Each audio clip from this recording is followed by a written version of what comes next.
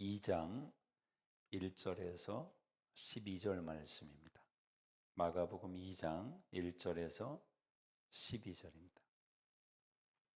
다 같이 자리에서 일어나셔서 하나님의 계시의 말씀을 읽을 때 주의 음성 듣는 은혜가 있기 원합니다.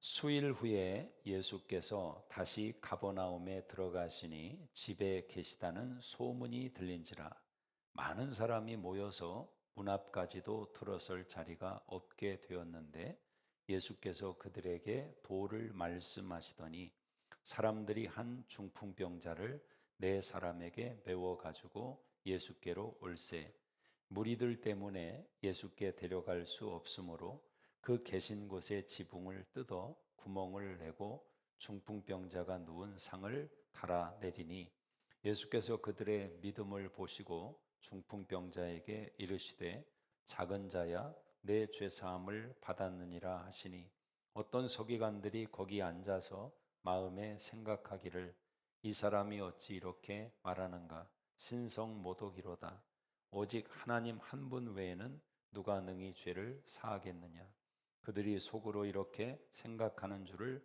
예수께서 곧 중심에 아시고 이르시되 어찌하여 이것을 마음에 생각하느냐 중풍병자에게 내 죄사함을 받았느니라 하는 말과 일어나 내 상을 가지고 걸어가라는 말 중에서 어느 것이 쉽겠느냐 그러나 인자가 땅에서 죄를 사하는 권세가 있는 줄을 너희로 알게 하려 하노라 하시고 중풍병자에게 말씀하시되 내가 내게 이르노니 일어나 내 상을 가지고 집으로 가라 하시니 그가 일어나 그 상을 가지고 모든 사람 앞에서 나가거늘 그들이 다 놀라 하나님께 영광을 돌리며 이르되 우리가 이런 일을 도무지 보지 못하였다 하더라. 아멘.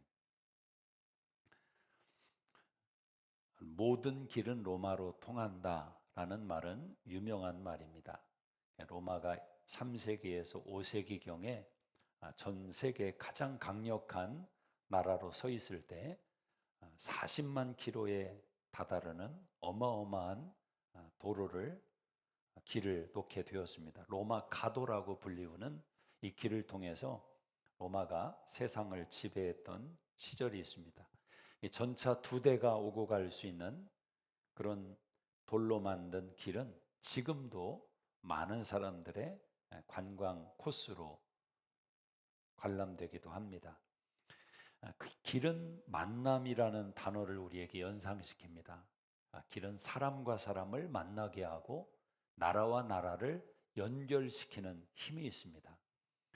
근데 로마의 그 길이 역사책에 나오는 그 길이 사실은 사도 바울에 의해서 복음을 전파한 길로 이해되기도 합니다. 로마가 길을 닦아 놓았다면 사도 바울은 그 로마를 등에 업고 복음을 전 세계에 전파한 복음의 길을 만들어 버린 역사의 기록이 있습니다. 이사야 55장 8절의 말씀이 꼭 거기에 어울리는 말씀과 같습니다. 내 생각은 너희 생각과 다르며 내 길은 너희의 길과 다르다. 우리가 생각하는 것이 아무리 이상적이고 완벽해 보여도 하나님의 생각이 언제나 위에 있고 깊이 새겨져 있다라는 것입니다. 기독교 신앙은 생각을 권장하는 신앙입니다. 하나님은 우리의 생각을 촉진시키기를 원하십니다. 바울도 디모데에게 빌립보 2장 디모데후서 2장 7절에 이렇게 말씀합니다. 주께서 범사에 내게 총명 주시기를 원하노라. 총명이라는 것은 언더스탠딩입니다. 그 밑에 서본다라는 의미가 있습니다. 세상의 지혜라는 것은 자기가 습득하고 자기의 실력과 능력으로 결정하는 것입니다. 그러나 우리 신앙인들은 하나님의 말씀 앞에 서보는 것입니다. 내 생각을 가지고 가서 하나님의 뜻 앞에 서보는 것입니다. 거기서 주님이 인도하시는 주님의 길을 만나게 되는 것입니다. 시편 39편 3절에 내가 묵상할 때 내 마음에 불이 붙었다고 시편 기자가 고백을 합니다. 하나님의 말씀은 생각에 힘을 주는 것입니다. 생각에 불을 줍니다. 요즘 우리가 사는 시대는 생각하지 못하도록 만드는 시대 아닙니까? 한국에 가면 훨씬 더 그런 모습을 보기가 쉽습니다. 지하철을 타보면 정말 한 사람도 빼놓지 않고 지하철에서 다 핸드폰을 들여다봅니다. 사실은 일반인들에게 생각할 수 있는 시간이 그 시간밖에 없습니다. 하루 종일 일하면서 무슨 생각을 하겠습니까? 전차를 타고 가는 그 한 시간의 시간만이라도 하루 24시간 가운데 생각할 수 있는 시간인데 그 생각의 기회를 빼앗겨 버리는 것입니다. 생각하지 않으면 생각 당한다는 것을 우리가 기억을 해야 됩니다. 자녀들을 키우면서도 부모들은 생각하지 않는 자녀들에 대해서 염려하지 않습니다. 저는 그것이 가장 큰 문제라고 생각합니다. 어디에 시간을 보내느냐는 것보다 더 중요한 것은 어떻게 생각하며 그 시간을 보내느냐가 더 중요합니다. 시간과 함께 우리의 생각 속에 스며들어오는 수만 가지의 일들이 우리 인생을 만들기 때문에 그렇습니다. 요한복음 13장 2절에 가룟 유다의 생각에 예수팔 생각을 넣어주었다고 말씀을 합니다. 우리가 가만히 있는다고 해서 우리의 생각이 보호받지 않습니다. 생각을 넣어주는 존재가 있고 그 생각이 우리의 인생을 만들어가기 때문에 어떻게 생각하느냐, 이건 너무 중요한 것입니다. 빌립보 4장 8절의 사도 바울은 빌립보 성도들에게 이렇게 생각하라고 생각의 틀을 제시했습니다. 너희는 참되고 옳고 경건하고 사랑받을 만하며 칭찬받을 만한 것을 생각하라. 생각이 자유라고 하지만 마음대로 생각하지 말라는 것입니다. 생각의 틀을 가지고 생각하라 권면하고 있습니다. 오늘 본문의 이야기는 여러분이 아시는 대로 중풍병자를 4명의 친구가 예수님께 데려옵니다. 그들이 길이 없는 상황 속에서 천장을 뚫고 자신의 친구를 예수님에게 데려가서 고침을 받는 이야기입니다. 이 기적의 사건이 오늘 1절의 이 말씀으로부터 출발을 하고 있습니다. 한번 1절을 같이 보겠습니다. 시작. 수일 후에 예수께서 다시 가버나움에 들어가시니 집에 계시다는 소문이 들린지라. 믿음의 역사는 언제나 소문과 함께 시작되는 것입니다. 소문이 중요한 것입니다. 예수가 계시다. 소문이 들렸습니다. 거기에 사람들이 모여온 것입니다. 로마서 10장 17절의 말씀처럼 믿음은 들음에서 나며 들음은 그리스도의 말씀으로 말미암는다. 믿음은 좋은 소식과 함께 우리의 인생을 복되게 만드는 것입니다. 여러분 귀에 들렸습니다. 그리고 들린 그 말이 우리의 믿음을 동원해서 반응하게 만든 것입니다. 소문은 믿음으로 내는 것입니다. 세상의 사건이라는 것은 사건이 일어났기 때문에 그 사건이 알려지게 되는 것입니다. 그러나 믿음의 사건이라는 것은 믿음으로 소문을 내는 것입니다. 눈에 보이지 않고 아직 손에 잡히지 않았지만 믿음은 말을 하는 것입니다. 소문을 내는 것입니다. 저는 여러분의 인생에 그 은혜가 가득하기를 주의 이름으로 축복합니다. 당신이 예수를 만나면 당신의 인생에 놀라운 변화가 있다. 하나님이 당신의 문제를 다 해결해 주신다. 소문을 낼 수 있는 믿음이 있어야 됩니다. 교회를 향해서도 믿음의 성도들은 소문 낼 줄을 압니다. 우리 교회 와서 한번 예배 드려봐. 당신 인생이 바뀌어. 그 병 다 고침받아. 한 번만 와봐. 아니, 설교하고 있는 홍 목사의 문제도 다 해결받지 못하고 있는데 수종교에 온다고 문제가 다 해결되겠습니까? 그러나 믿음은 그렇게 고백할 수 있는 담대함이 있어야 된다는 것입니다. 거기에 하나님의 역사가 있고 하나님의 기적이 시작되는 것입니다. 그런 믿음의 관점으로 인생을 살아가는 것입니다. 하나님이 함께 하십니다. 그거 하나님이 도와주실 것입니다. 염려하지 마십시오. 그렇게 하나님을 소문내는 지혜자들이 되시기를 주의 이름으로 축복합니다. 자, 믿음이 소문과 함께 시작된다면 그 믿음의 표현은 뭐냐? 바로 하나님을 가까이 하는 것입니다. 하나님을 가까이 하는 것입니다. 우리 2절을 한번 같이 보겠습니다. 2절 3절 시작. 많은 사람이 모여서 문 앞까지도 들어설 자리가 없게 되었는데 예수께서 그들에게 도를 말씀하시더니 사람들이 한 중풍병자를 네 사람에게 메워 가지고 예수께로 올세.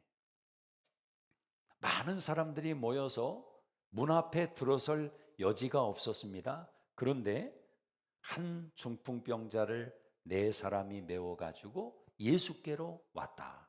예수께로 왔다.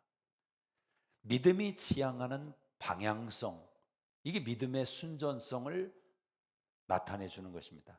그 사람의 믿음이 어떠한가? 그 진정성을 어떻게 알 수 있습니까?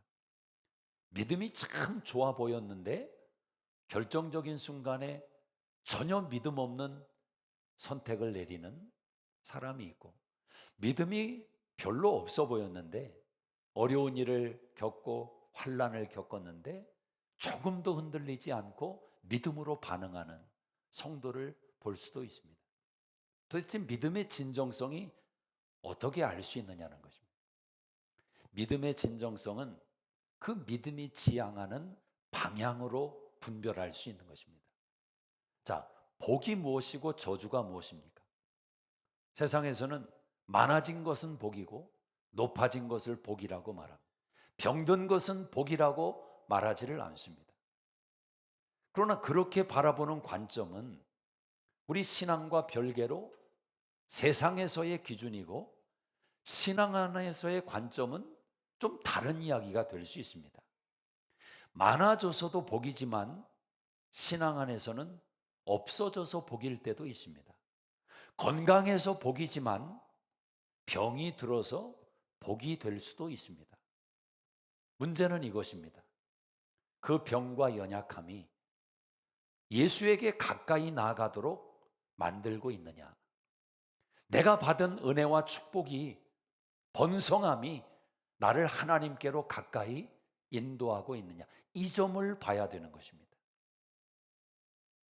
많이 얻은 것이, 부유해진 것이 하나님에게서 멀어지도록 만든다면 그것은 절대 복이 될 수 없는 것입니다. 어디로 향하게 만드는가? 구약과 신약의 말씀을 두 단어로 정의한다면 아주 심플하게 이 단어로 표현할 수 있습니다. 구약은 오라는 단어입니다. 오라. 하나님께서 선지자를 보내고 예언자들을 보내서 다양한 말씀을 주셨지만 핵심은 한마디입니다. 내게 오라. 가까이 오라. 근데 이스라엘 백성들이 하나님께 반응하지를 않습니다. 오지를 않습니다. 그때 하나님께서 어떤 결정을 내립니까? 너희가 오지 않으니 내가 가마. 그것이 바로 예수님의 십자가요 부활의 복음인 것입니다. 주님이 오신 거죠. 오라, 내가 가마. 그렇게 말씀하시는 하나님은 우리를 가까이 하기를 원하시는 겁니다. 찬양 가운데, 오늘 2부 찬양 가운데 그런 가사 노래를 불렀습니다. 내 뼈에 덮여 있는 살가죽보다 가까운 주님. 이런 표현이더라고요. 너무너무 좋더라고요, 표현이. 여러분, 이 뼈에 살이 붙어 있는 것 아닙니까? 그 사이에도 뭐 여러 가지 뭐 겹층이 있겠죠. 근데 우리가 볼 때는 뼈에 살이 그냥 딱 붙어 있는 거 아니에요? 그런데 주님과의 관계가 그것보다 더 가까워지기를 원한다는 거죠. 에베소 3장 17절에 사도 바울이 이런 고백을 했습니다. 믿음으로 말미암아 예수를 내 마음에 계시게 하옵시고. 저는 그 표현이 그와 같은 표현이라고 생각합니다. 사도 바울이 모르겠습니까? 예수님이 마음에 계신 것을. 그러나 바울은 마치 예수님이 내 마음에 계시기를 사모하는 것처럼 그분을 내 앞에 모시는 겁니다. 주님, 내 안에 계십시오. 나와 함께 하십시오. 주님, 이곳에 계셔야 됩니다. 주님, 나와 함께 이곳에 계셔야 됩니다. 이 고백을 사도 바울이 올리고 있습니다. 자, 4명의 친구가 이 중풍병자를 데리고 예수님께 나왔습니다. 가까이 나왔습니다. 언제나 주님에게 가까이 다가서면 복이 있습니다. 은혜가 있습니다. 변화가 있고 치유가 있습니다. 자, 문제는 주님에게 가까이 나오려 할 때 그 길이 환하게 열리면 얼마나 좋습니까? 문제는 항상 장애물이 등장한다. 장애물이 있습니다. 우리 4절을 한번 같이 읽어보겠습니다. 4절 시작. 무리들 때문에 예수께 데려갈 수 없으므로 그 계신 곳에 지붕을 뜯어 구멍을 내고 중풍병자가 누운 상을 달아내리니, 무리들 때문에 많은 사람들이 장애물이었습니다. 지금까지 여러분 살아오시면서 여러분 믿음과 신앙 안에 장애물을 경험해 보셨습니까? 여러분 인생 안에 장애물을 경험해 보셨습니까? 장애물이 사람일 때가 얼마나 많습니까?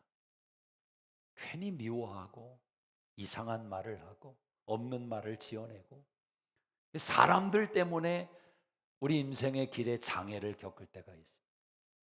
또 환경의 장애, 내 의지와 상관없는 일이 벌어집니다. 내 힘으로 어찌할 수 없는 현실 앞에 우리가 낙심될 때가 있죠. 장애물을 만납니다.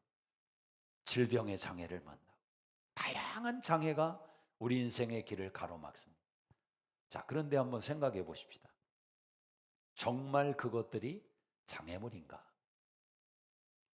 오늘 무리들 때문에 예수님께 갈 수 없다는 이 말씀이 있지만, 진짜 장애물은 사람도 아니고 현실도 아니고 질병도 아닙니다. 진짜 장애물은 생각이라는 것입니다. 생각이라는 것입니다. 이 상황 앞에서 이 친구들이 생각을 합니다. 아이, 예수님 못 만나겠다. 저 사람들이 저렇게 많은데 돌아가자. 이렇게 생각이 갈 수도 있고, 믿음의 생각으로 그래도 예수님 만나야 된다. 믿음의 생각으로 나아갈 수 있습니다. 여러분, 생각과 믿음은 함께하는 것입니다. 이 두 가지가 만날 때 기적의 역사가 일어납니다. 그러나 믿음이 없는 생각은 어떻게 흘러가는지 아십니까? 우리 한번 5절을 보시기 바랍니다. 5절. 예수께서 그들의 믿음을 보시고 중풍병자에게 이르시되 작은 자야, 내 죄사함을 받았느니라 하시니, 어떤 서기관들이 거기에 앉아서 마음에 생각하기를 이 사람이 어찌 이렇게 말하는가? 신성모독이로다. 오직 하나님 한 분 외에는 누가 능히 죄를 사하겠느냐? 그들이 속으로 이렇게 생각하는 줄을 예수께서 곧 중심에 아시고 이르시되 어찌하여 이것을 마음에 생각하느냐? 예수님은 4명의 친구의 믿음을 보셨습니다.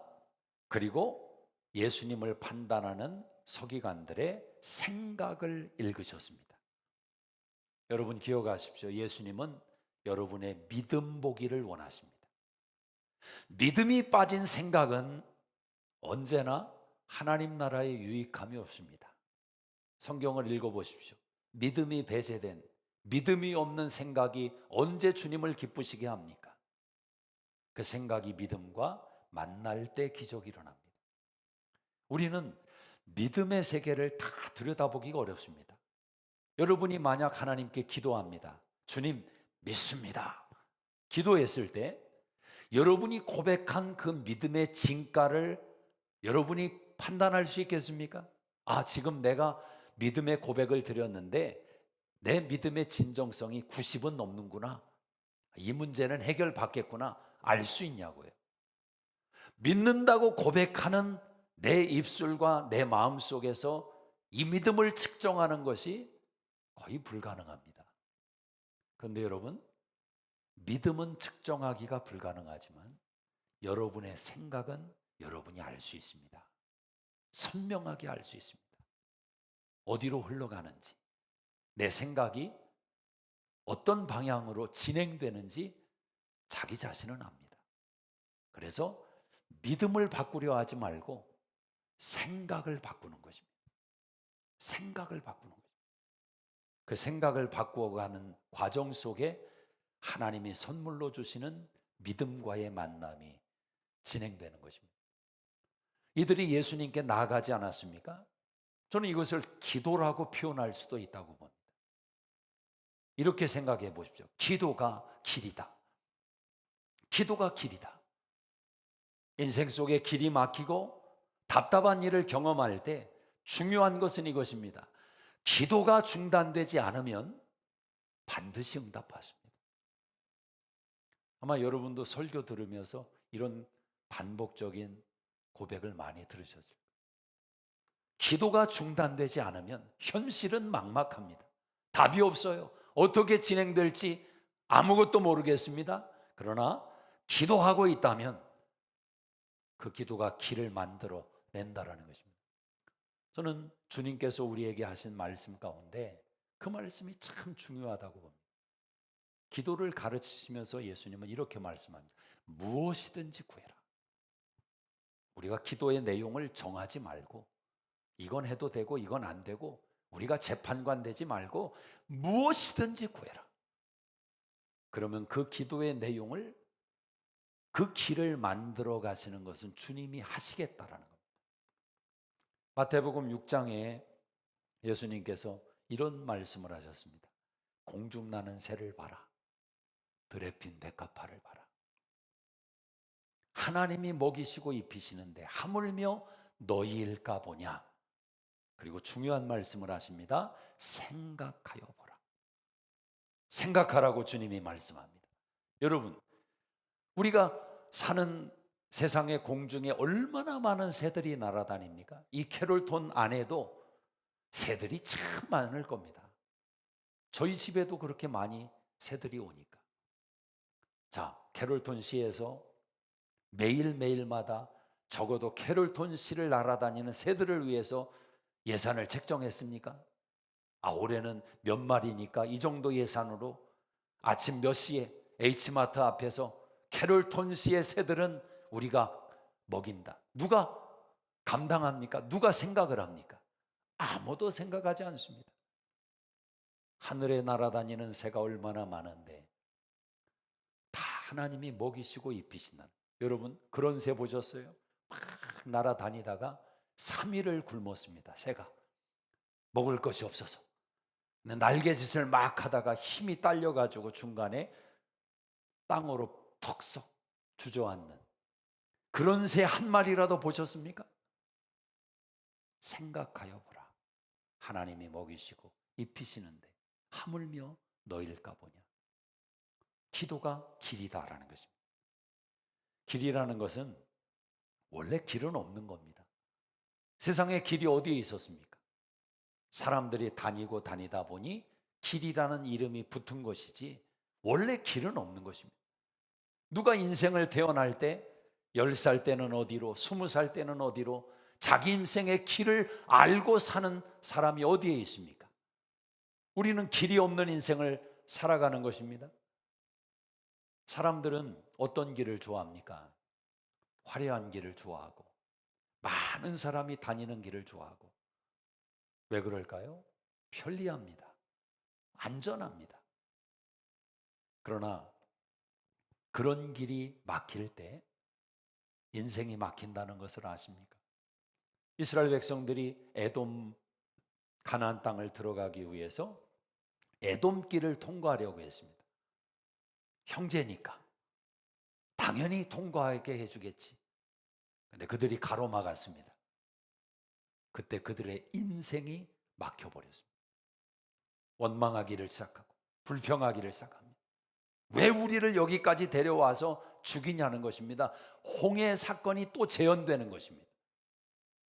그들은 길을 찾지 못하고 40년 동안 광야를 헤매이는 삶을 살았습니다.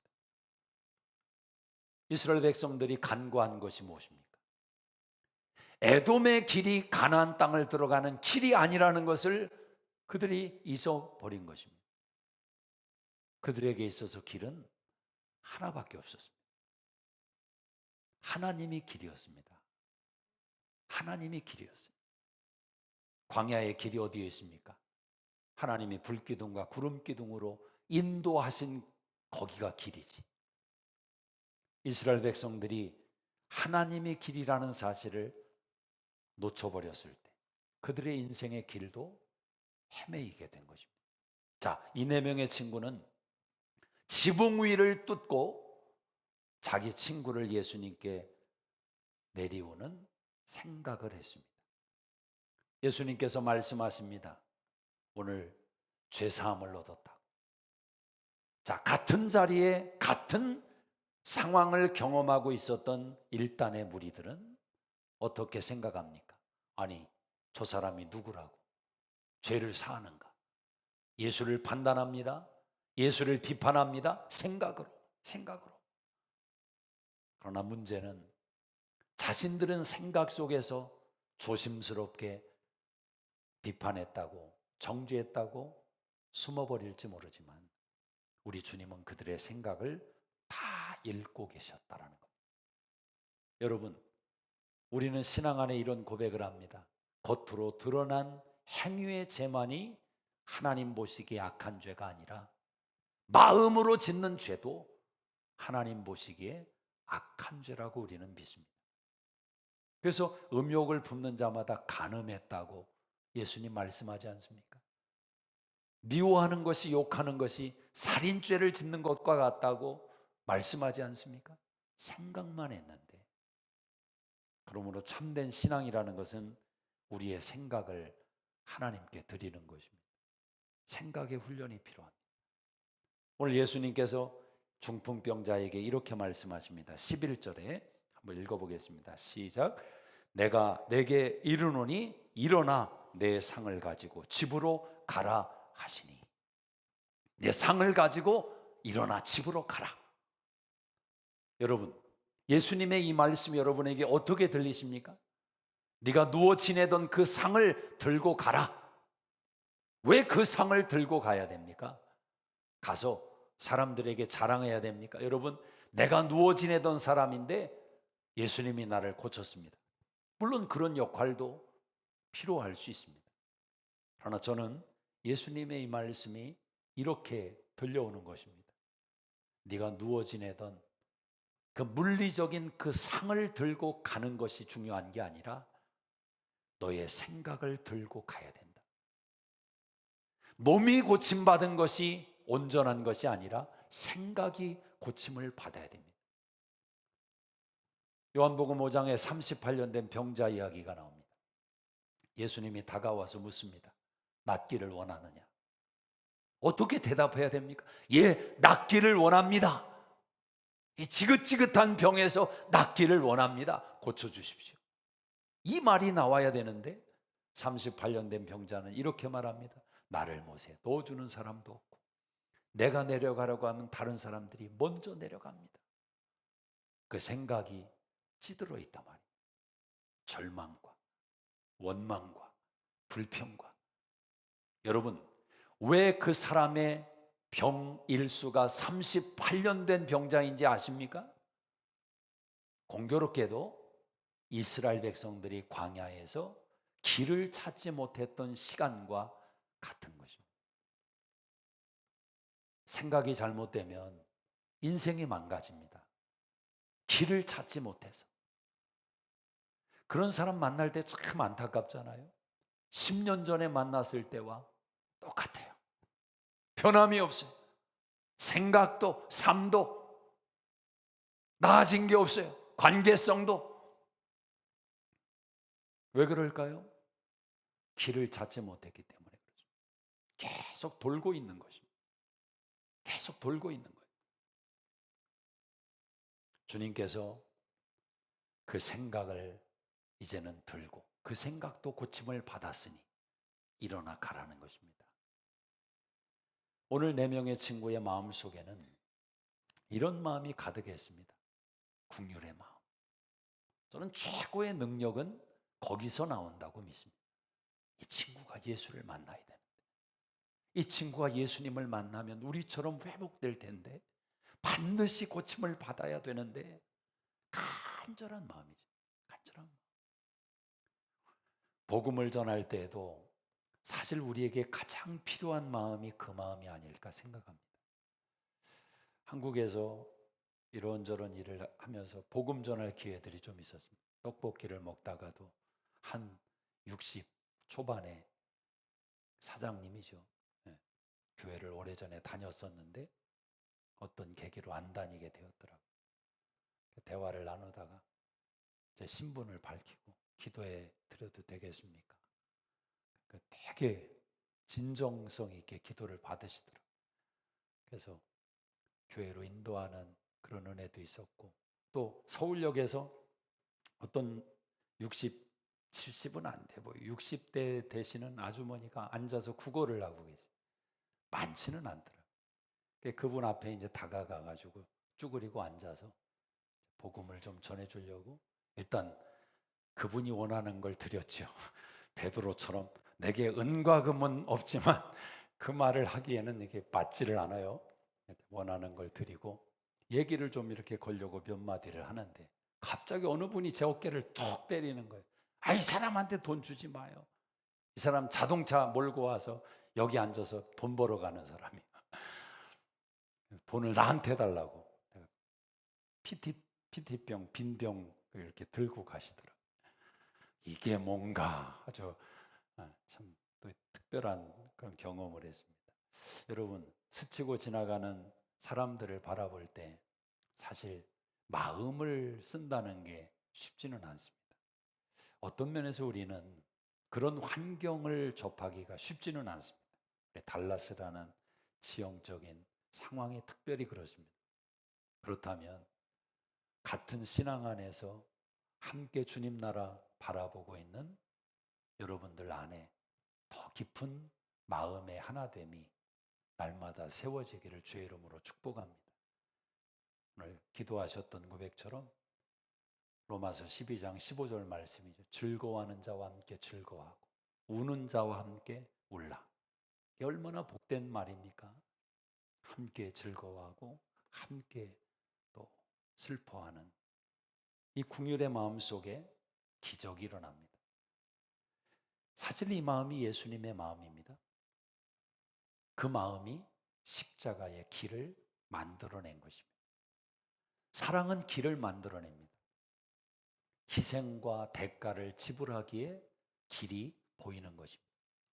사람이 욕심을 가득 채우면 제일 나타나는 현상이 뭐냐? 길이 안 보입니다. 잘못된 길을 선택을 합니다. 욕심은 언제나 바른 길을 보지 못하게 만듭니다. 그러나 희생하며 대가를 지불하는 긍휼의 마음은 진짜 길을 만들어 내는 것입니다. 사랑은 포기하지 않습니다. 이사야 49장 15절 말씀에 자신에게 돌아오지 않고 수많은 종을 보내서 외쳤지만 등을 보이는 이스라엘 백성에게 하나님은 어떻게 하십니까? 내가 너희하고는 도저히 못하겠다. 다른 나라 민족을 통해서 내 뜻을 펴겠다. 그러십니까? 하나님은 이렇게 말씀하십니다. 너희를 내 손바닥에 새겼다. 젖먹이 부모가 자녀를 혹 잊을지언정 나는 너희를 결코 잊지 않는다. 바로 그 사랑의 결단이 예수님을 이 세상에 보내시는 길을 만드신 사건인 것입니다. 한국에 가고 오는 길이 쉽지 않았습니다. 제가 떠나는 날 아침 6시에 공항으로 일찍 가려고 10시 비행기였습니다. 그래서 공항으로 일어나서 이제 그라지로 가는데 비가 투두둑 내리는 겁니다. 그러더니 갑자기 막 폭우가 쏟아지는 거예요. 우리 달라스에 토네이도가 왔던 그날입니다. 그래서 그라지에서 한 30분 이상을 기다리다가 이제 공항으로 가는데 여기저기 막 도로가 난리도 아니. 나무들이 부러지고 도로를 가로막고 있고, 그래서 거스를 하듯이 간신히 헤쳐나가서 공항에 도착했습니다. 사람들이 많이 있어요. 왜냐하면 비행기가 뜨지 못해서 사람들이 밀려 있는 거예요. 제가 시애틀에 가서 아시아나로 비행기를 바꿔 타야 되는데 문제가 생겼습니다. 비행기가 연착됐기 때문에 제 비행기 시간이 연착이 되는 거예요. 짐을 붙이는 곳에 서 있었는데 제 앞에 2세 한국 여자분이 부모와 자식들을 데리고, 그분도 한국에 저와 같은 방식으로 가는 것 같아서 막 전화를 하더라고요. 2세니까 영어를 얼마나 잘하겠습니까? 어떻게 되는 거냐? 비행기 그럼 어떻게 되냐? 막 물어요. 그분 옆에서 속으로 제가 생각했습니다. 저 여자만 따라가야 되겠다.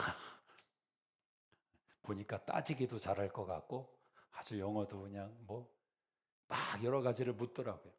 그러더니 이제 짐을 붙이는 그곳에서 또 한참 그 안내하는 분과 대화를 나누더니 갑자기 이분이 그냥 가는 거예요.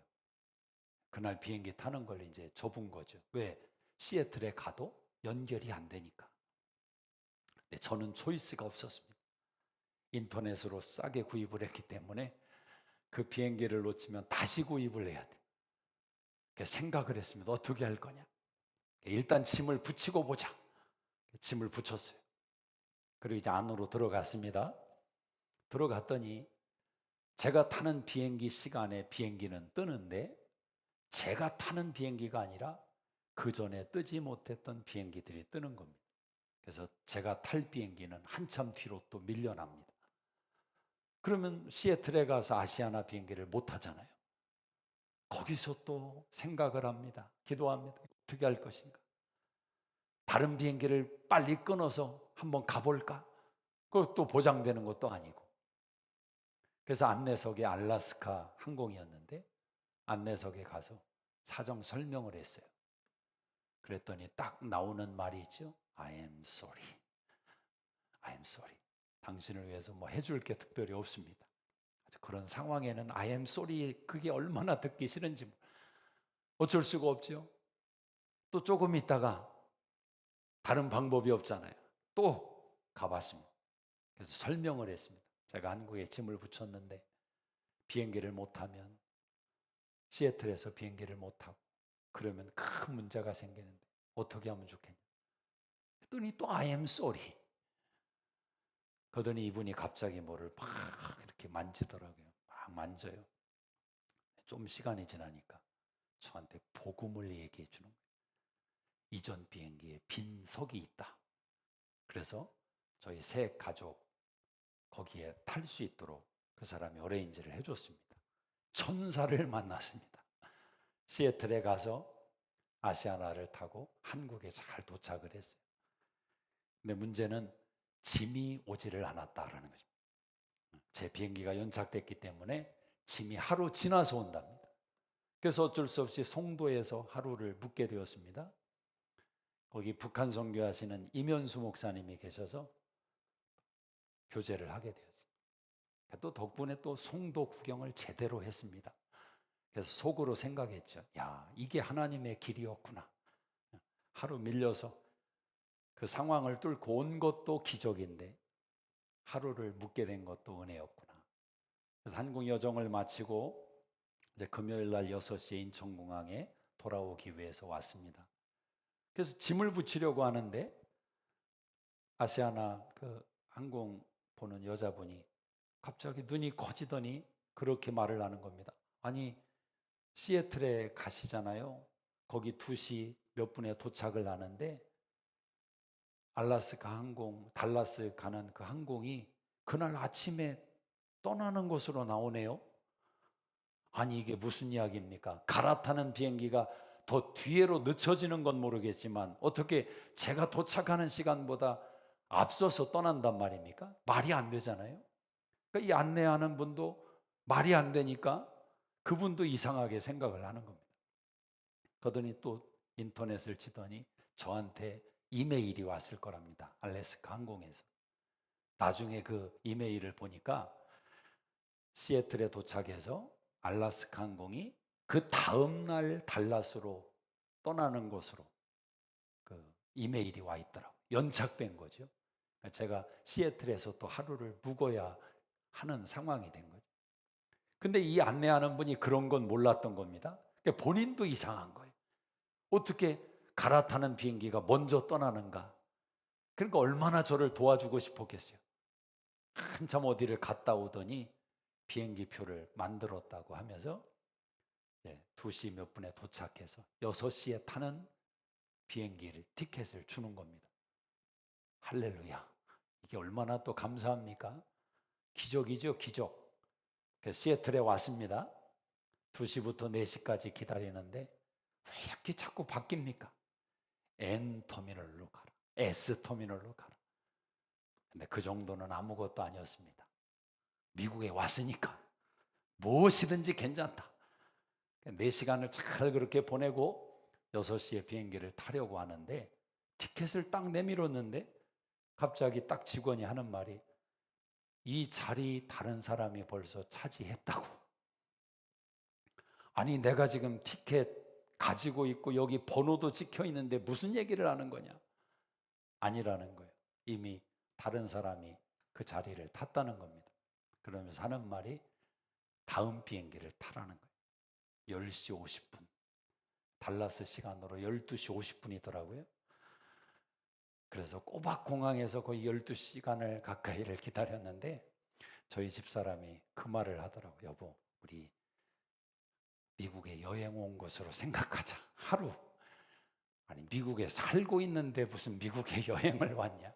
그래도 생각을 그렇게 하니까 저희 딸도 힘들어하지 않고, 그래서 거기서 잠도 자다가 또 음식도 먹고 그렇게 시간을 보내다가 토요일 새벽 5시 반에 달라스에 도착을 했습니다. 하여튼 우여곡절 끝에 오고 가는 길에 많은 일들이 있었는데 그런 기도를 제가 드렸습니다. 하나님, 여기서 뭘 깨달으라고 이런 환경을 경험하게 하십니까? 그렇게 간 것도 은혜이고 그 상황 속에 오게 한 것도 은혜이고 감사한 일입니다. 그럼에도 불구하고 왜 이런 일을 경험했는가 그렇게 기도하는데 이 말씀이 생각이 났어요. 요한복음 14장 6절. I am the way. 내가 곧 길이다. 많은 길이 아니라 only way. 다른 이로서는 구원 얻을 수 없나니 천하 인간의 구원받을 만한 다른 이름을 주신 일이 없느니라. only way. 막 생각이 이렇게 나는 거예요. 만약에 구원받는 길이 여러 갈래라고 한다면 어떻게 되는 건가? 얼마나 불안할 것이며 얼마나 두려울 것이며 평안이 있겠습니까? 안식이 있겠습니까? 주님은 이렇게 말씀합니다. I am the way. 여러분, 예수님이 유일한 구원의 길이라는 이 말이 저와 여러분에게 평안을 주지 못한다면, 안식을 주지 못한다면 우리가 only way라는 그 믿음을 다시 점검해야 됩니다. 사도 바울도 갈라디아 성도들에게 훈계하며 말했습니다. 다른 복음은 없다. 다른 복음을 말하면 저주를 받을지어다. 그렇게 심하게 말을 했습니다. 왜 그랬을까요? only way를 믿지 않아요. 율법을 추구하고 다른 길을 좋아합니다. 그러나 복음은 여전히 우리에게 이렇게 말씀합니다. I am the way. 그분과 함께 살아가는 인생이, 그분과 함께 만들어가는 인생이 세상을 깜짝 놀라게 하는 길을 걸어가는 인생인 줄로 믿습니다. 그분이 걸어가면 길이 되기 때문에 그렇습니다. 그분의 손을 붙들고 함께 그 길을 걸어가는 것입니다. 기도하겠습니다.